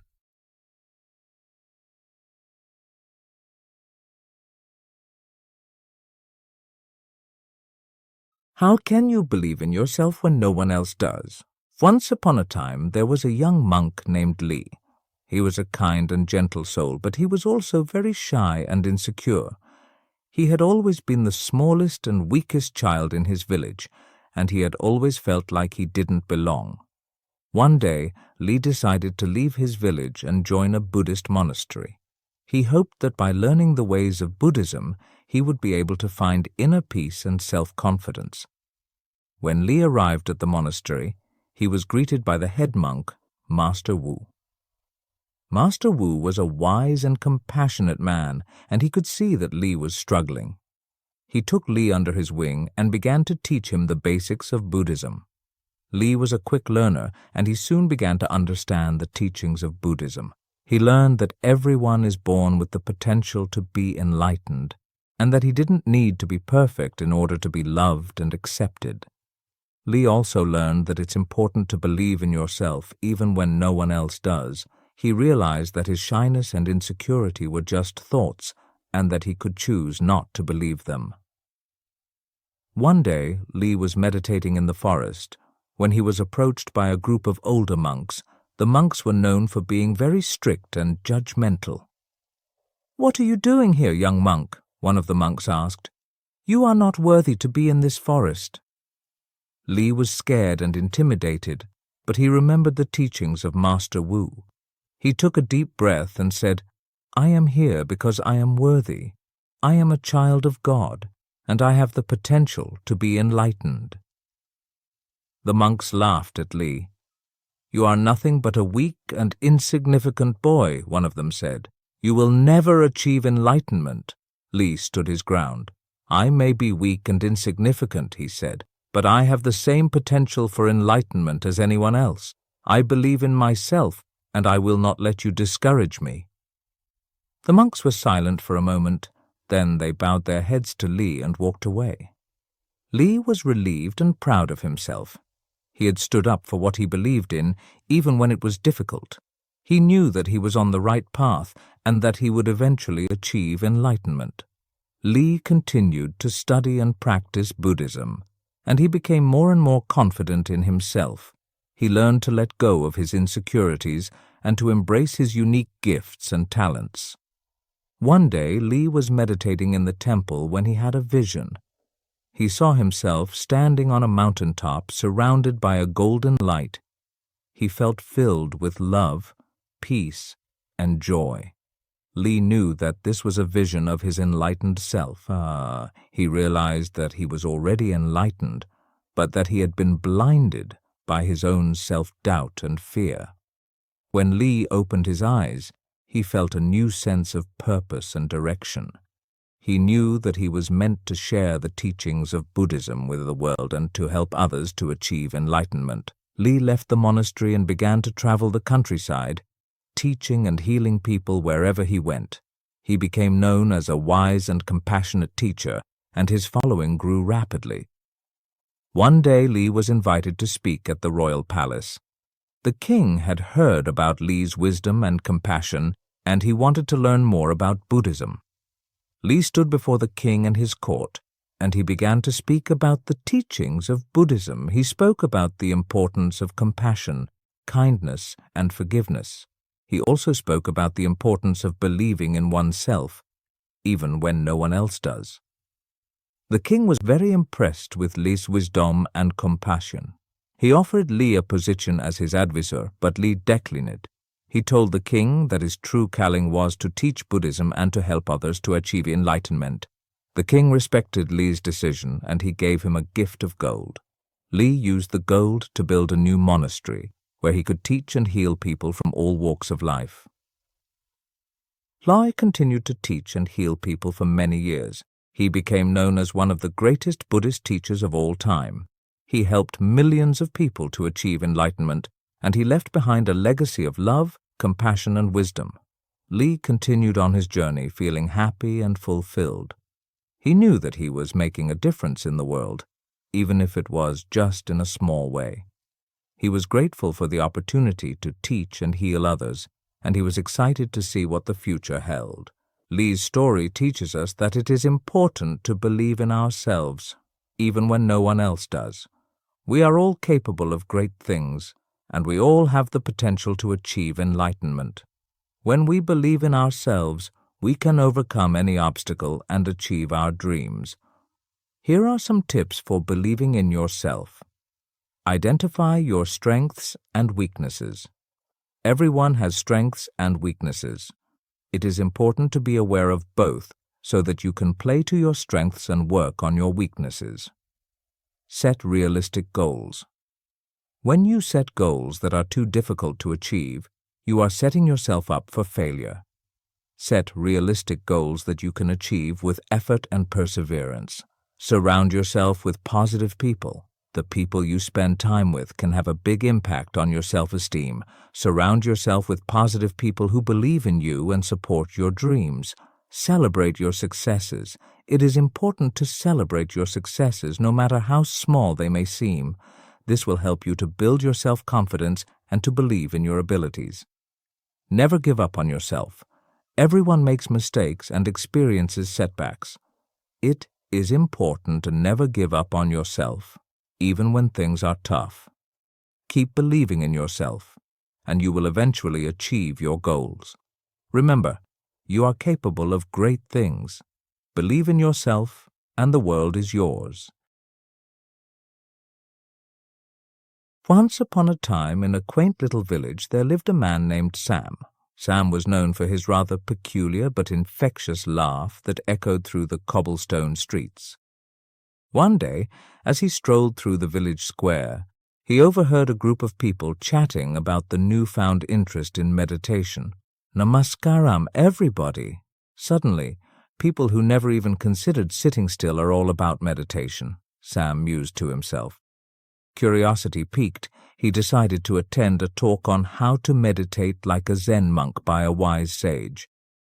The sage unfolded the mysteries of meditation with a touch of humor that resonated with Sam's cheerful spirit. First of all, what does the word meditation even mean? The sage pondered. In English, it's like trying to catch a cloud, elusive and undefined. If someone sits with their eyes closed, we assume they must be meditating. They could be mastering the art of sleeping vertically for all we know.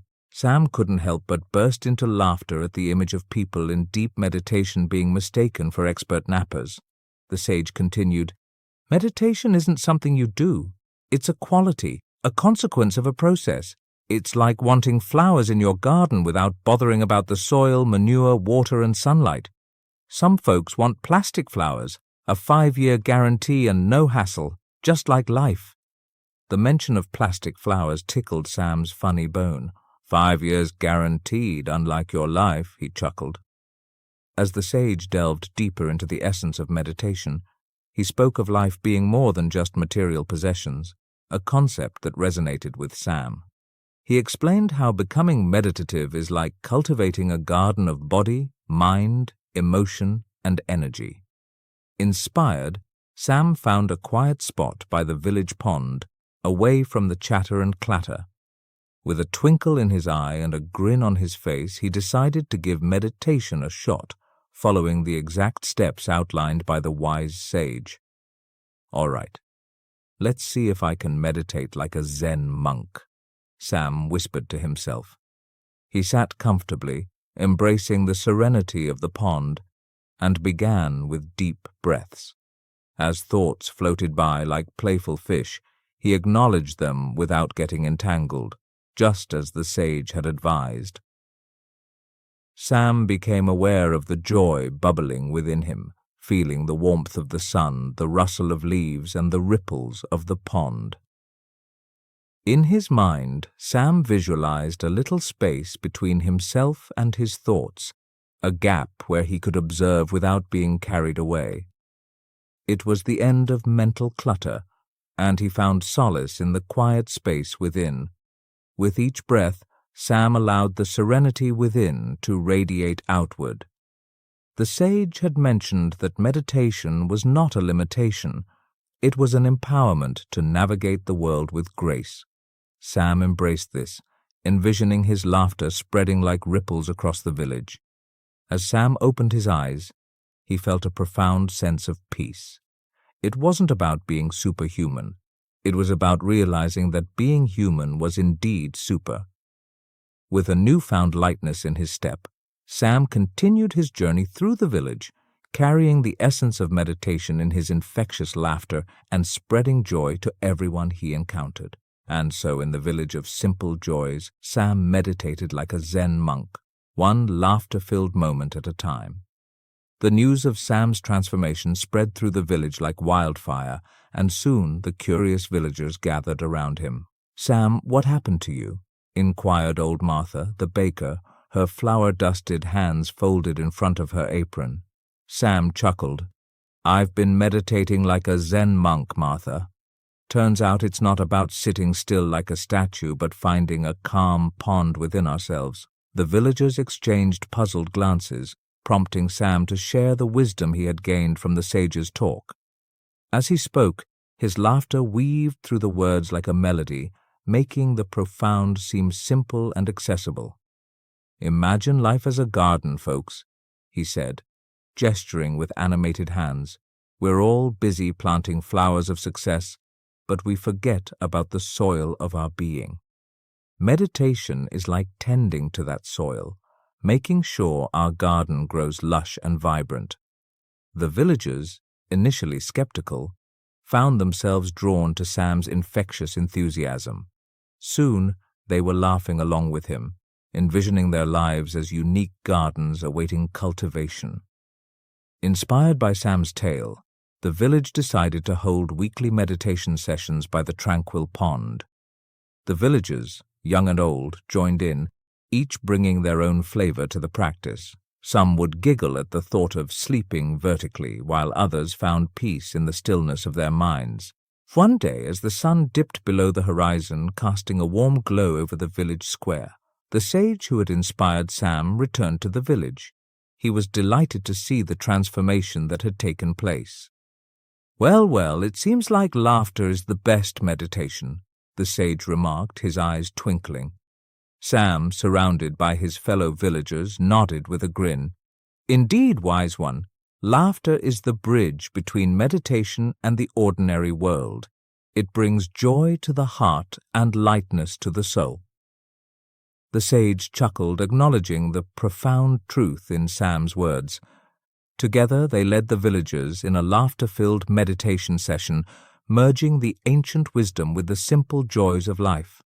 And so, in the quaint little village, the laughter of Sam became a symbol of meditation, a practice not confined to the mountaintops but woven into the fabric of everyday existence.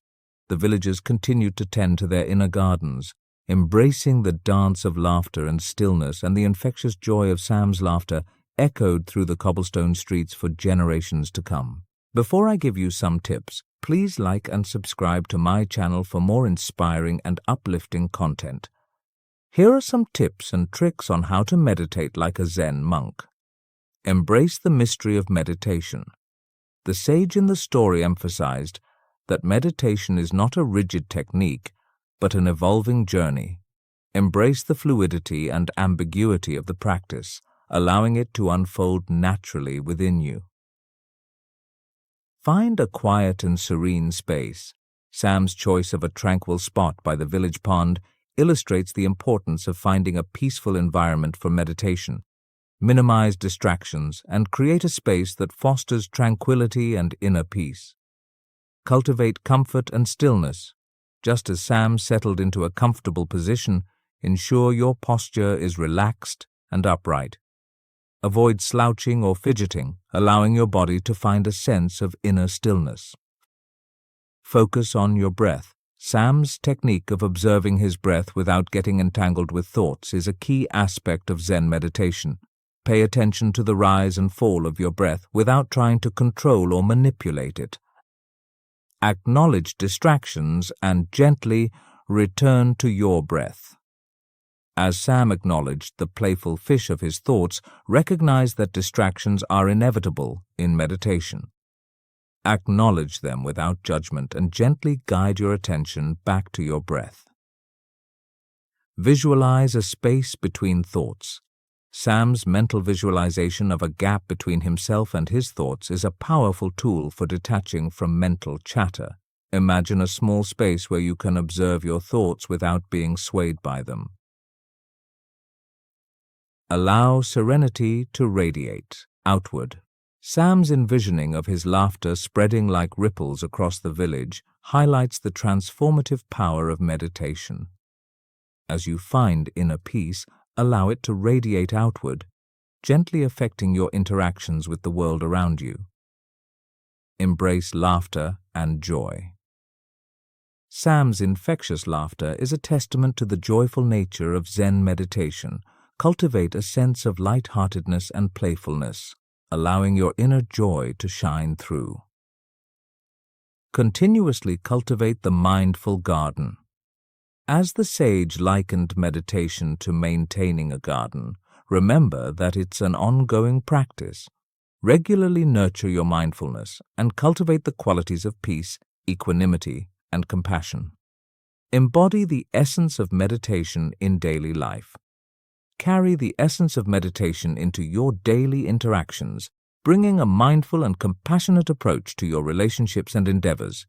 Allow your inner peace to radiate and positively impact your world. It's hard to imagine anything more useful than knowing what other people are thinking. But if people's thoughts seem to be locked away in their own heads, how can you read their minds? Mind reading isn't a trick. It's a skill that the most successful people have mastered. While telepathy sounds like a superpower, reading someone's mind is actually a skill that can be learned. In a world where minds are like locked doors, one man seeks the master key. Join him on a mind-bending adventure as he unlocks the secrets of human thought, transforming from a social observer into a master of connection. Discover the power of body language, the art of reading genuine smiles, and the ability to detect deception. Once, a man named Ethan, known for his trusting nature and unwavering faith in humanity, found himself at the crossroads of disillusionment and despair. His life, once filled with the warmth of genuine connections and the promise of a bright future, had crumbled under the weight of repeated betrayals and broken promises. Ethan's journey of misfortunes began with a series of financial setbacks that left him struggling to stay afloat. His once thriving business, built on the foundation of honesty and integrity, had been undermined by the deceit of a trusted business partner. The partner, driven by greed and a thirst for quick riches, had manipulated Ethan's trust and siphoned off funds, leaving Ethan to shoulder the burden of mounting debts and a shattered reputation. As if the financial ruin weren't enough, Ethan's personal life also spiraled into a whirlwind of deception and heartbreak. His closest friend, someone he considered an extension of his own family, had betrayed him in the most profound way. The friend, fueled by jealousy and a desire to usurp Ethan's success, had secretly sabotaged his relationships, spreading malicious rumors and poisoning the minds of those Ethan held dear. The cumulative effect of these betrayals left Ethan emotionally scarred and deeply distrustful. He found himself questioning the very essence of human nature, wondering if genuine connections were nothing more than illusions, destined to be shattered by the greed and self-interest that seemed to pervade the world. In the depths of his despair, Ethan sought solace in a secluded monastery nestled amidst a tranquil valley. There he met a wise and compassionate monk, renowned for his profound understanding of the human mind. "Venerabilis, please help me," the man implored. "I feel lost and burdened by my inability to read people's minds. I can't trust others, and it has led me to many troubles and heartaches. Please show me a way to overcome this." The monk smiled gently and replied, "I understand your pain, dear friend. Navigating the complexities of human interactions is indeed challenging. But fear not, for I will teach you ways to develop a deeper understanding of others and how to act accordingly." The monk began imparting his wisdom, emphasizing the importance of observing body language and expressions to read people's minds. He elucidated on 5 body languages, starting with eye contact. Eye contact is a powerful communicator. Sustained eye contact often signifies engagement, honesty, or attraction. Conversely, avoiding eye contact may indicate discomfort or dishonesty. Pay attention, and if someone avoids your gaze while speaking, it could imply they are hiding something or being less than truthful. The monk also delved into the nuances of genuine smiles and the significance of paying attention to what people say. Smiles can be deceiving. Genuine smiles reach the eyes, causing crinkles at the corners. A fake smile may only engage the lips. When someone smiles without those crinkles, they might be hiding their true thoughts and feelings. Watch for these subtleties to gauge sincerity. Words reveal character. When meeting someone new, pay attention to how they speak about others. If they praise their life partner, work colleagues, or friends, it's likely they possess kindness and decency themselves. On the contrary, if they consistently condemn others, be cautious, as they may harbor negative traits. To detect lies, observe facial expressions and body language. Inconsistent eye contact, restlessness, defensive gestures like crossed arms, or changes in tone of voice can indicate deception. Liars may display discomfort or anxiety through these subtle cues. Be vigilant and cautious when these signs appear. Confidence is reflected in posture. Someone sitting or walking with an upright and straight spine signals high morale and courage. Such individuals don't easily give in to suppression. Conversely, a person with a bent-down posture may have weak morale, making them susceptible to domination. Observe these postural cues for insights into a person's inner strength. As the monk continued, he outlined 4 more principles to not only read minds, but also enhance relationships. Trusting intuition, cultivating empathy and compassion, practicing mindfulness meditation, and seeking guidance from wise mentors were among the monk's prescribed paths. 1. How to trust your intuition. Become attuned to your gut feelings or instincts. Before dismissing them, take a moment to reflect on the situation. Journaling your intuitive feelings can help track patterns over time. When in doubt, take a step back and assess the situation, allowing your intuition to guide you. 2. How to cultivate empathy and compassion. Practice active listening during conversations. Put yourself in the other person's shoes and strive to understand their perspective. Engage in activities that foster empathy, such as volunteering or participating in diverse cultural experiences. Cultivate a mindset of kindness and compassion in your daily interactions. 3. How to practice mindfulness meditation. Set aside time each day for mindfulness meditation. Focus on your breath, thoughts, and emotions without judgment. Gradually increase the duration of your sessions.